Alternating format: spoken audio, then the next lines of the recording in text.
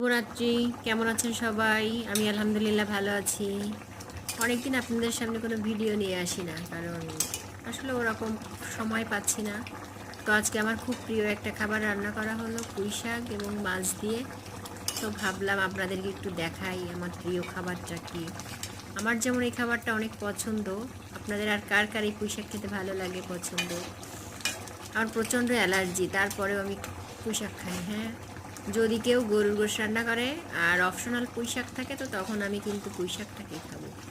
আমার খুবই পছন্দের খাবার। আর আজকে যে রান্না করছিল অনেক ভালোবেসে রান্না করছিল, এর জন্য হয়তো মজাটাই অনেক বেশি হয়েছে। আমি অনেকগুলা খাবার খেয়ে নিয়েছি ইতিমধ্যে। আর কেউ যদি খেতে চান চলে আসবেন, সুন্দর করে পুঁই শাক রান্না করে খাওয়ানো হবে। আপনারা সবাই ভালো থাকবেন। সবাইকে অগ্রিম পহেলা ফাল্গুন, না, সরি সরি সরি সরি, ভুল বলেছি।